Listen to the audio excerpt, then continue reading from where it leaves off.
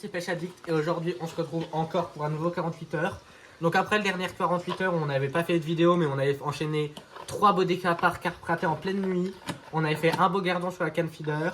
On avait fait plein de belles perches et raté notamment des très belles perches.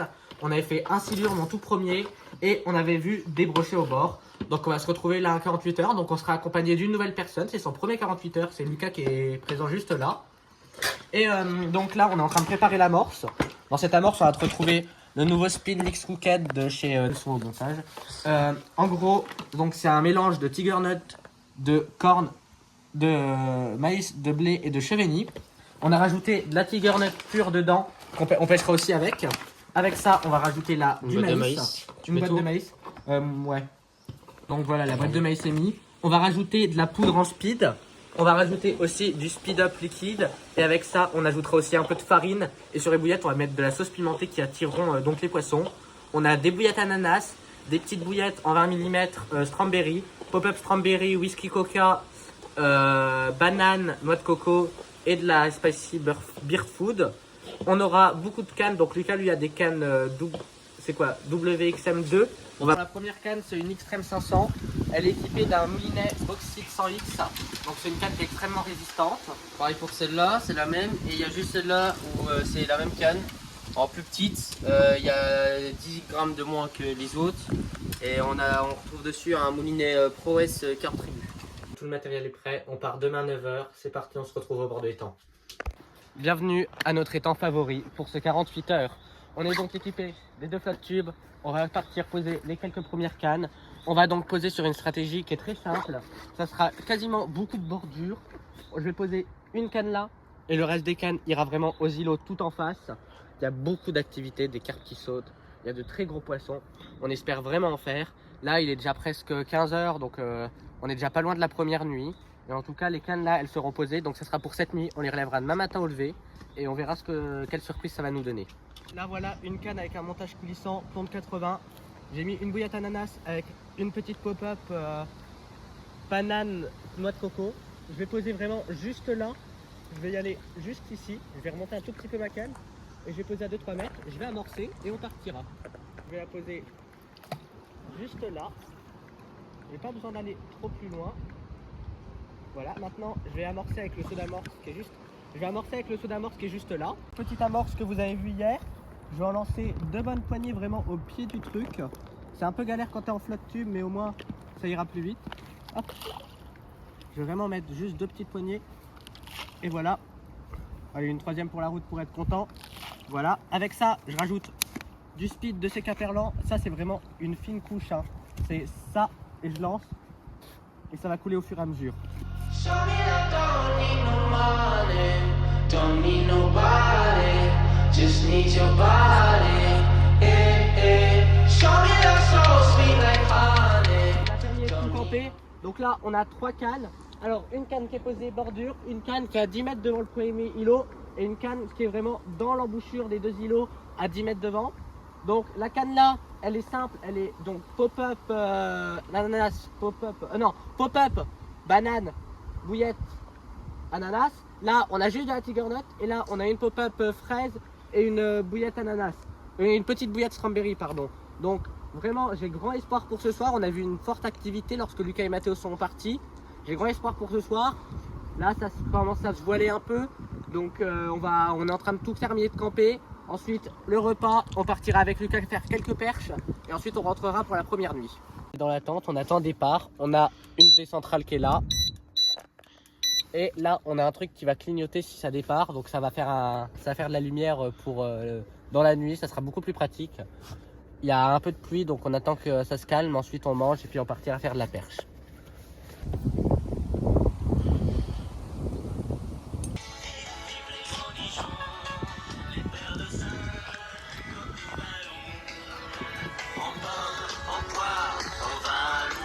Là, comme je l'ai dit, on est allé dans les temps à perche. Et on a fait plutôt pas mal de perches. Toutes les photos s'affichent ici. On a notamment fait une très grosse perche. Je vous mets tout de suite la vidéo et les quelques extraits du coup des vidéos avec les perches.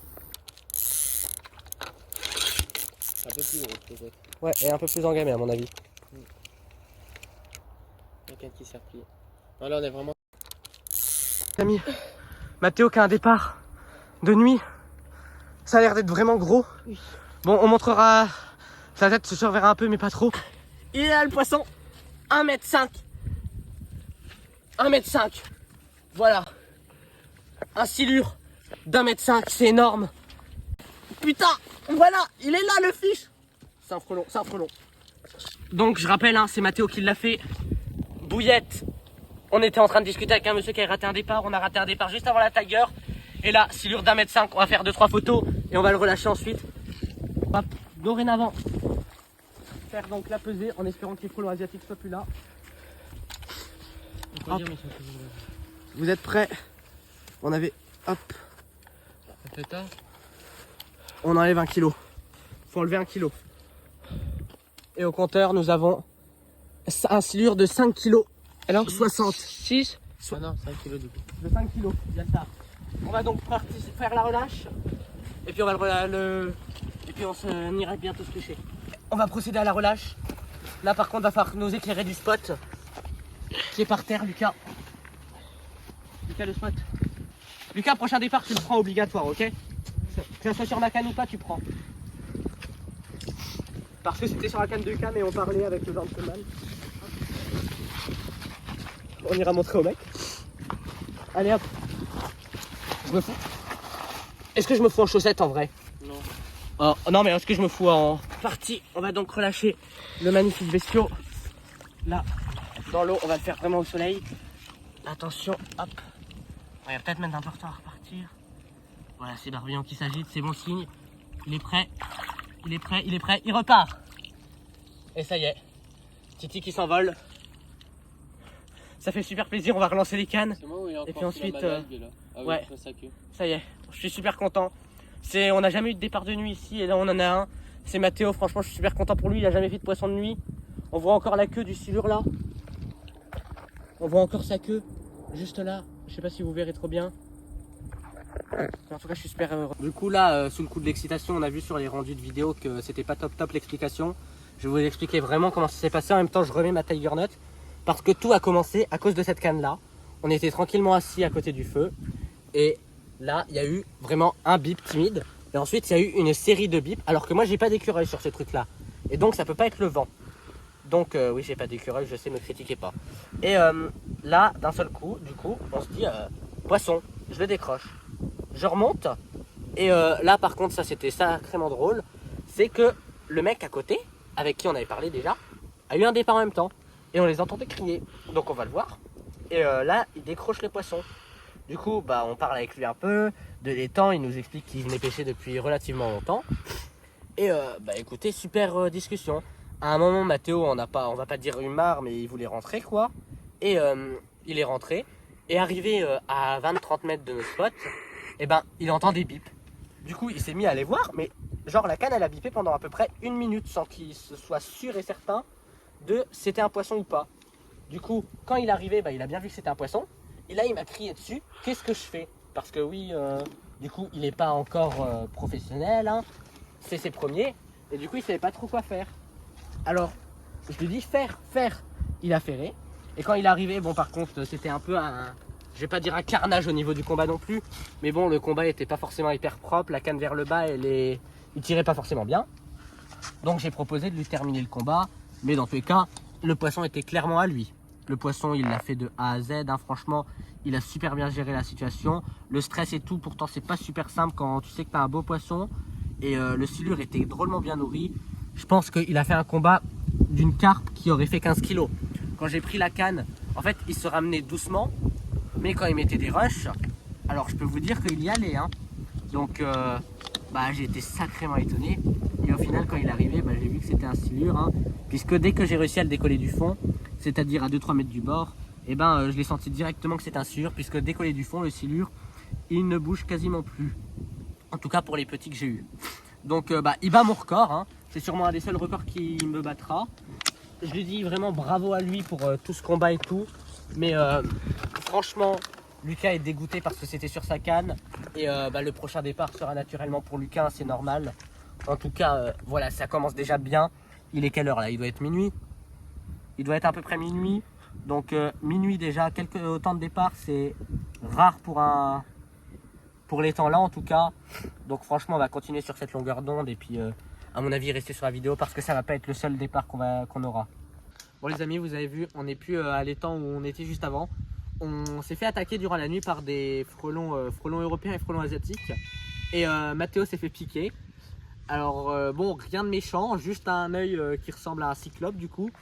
Et du coup suite à ça, Lucas qui est allergique aux piqûres de frelons, on a dû donc repartir.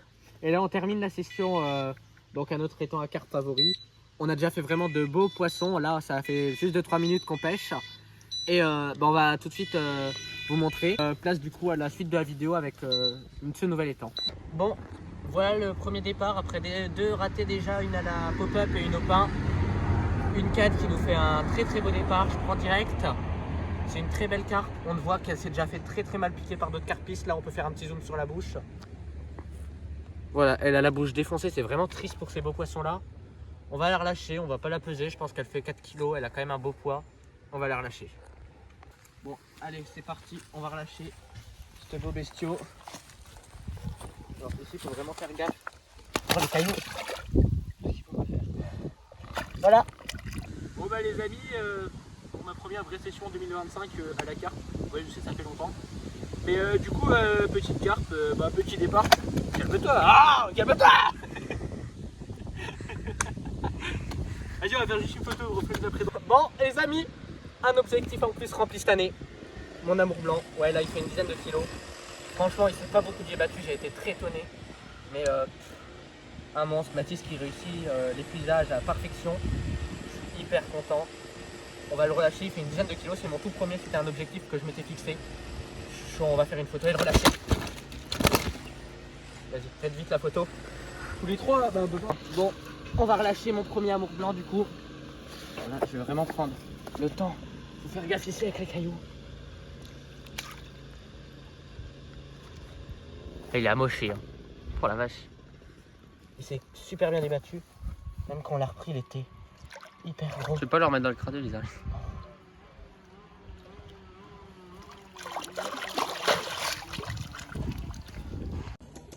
Bon, c'est déjà la fin de la vidéo. Merci infiniment de l'avoir regardé jusqu'au bout. N'hésitez pas à nous dire votre avis en commentaire. C'était une très belle session, notamment avec mon premier amour blanc, le premier sur de Mathéo. Malgré les quelques problèmes qu'on a eu comme l'attaque de frelons, c'était quand même une très belle session. C'est assez dommage quand même au niveau de l'attaque de frelons car on était vraiment sur une période d'activité. Mais pas grave, ça nous a permis de faire d'autres poissons et de changer d'endroit et de stratégie. N'hésitez pas à liker cette vidéo, à la partager et à vous abonner à cette chaîne. Il y a de gros projets qui vont tomber. Là, je suis dans les Alpes à l'heure où je parle. Et je suis déjà allé pêcher dans le lac et il y a de très beaux poissons qui sont déjà sortis. Et je suis sûr qu'il y a moyen de faire plus gros. Donc il y a des grosses vidéos qui vont encore tomber. En tout cas, je le redis, merci infiniment d'avoir regardé cette vidéo. N'hésitez pas à nous donner votre avis en commentaire. Et puis à très bientôt pour de nouvelles vidéos.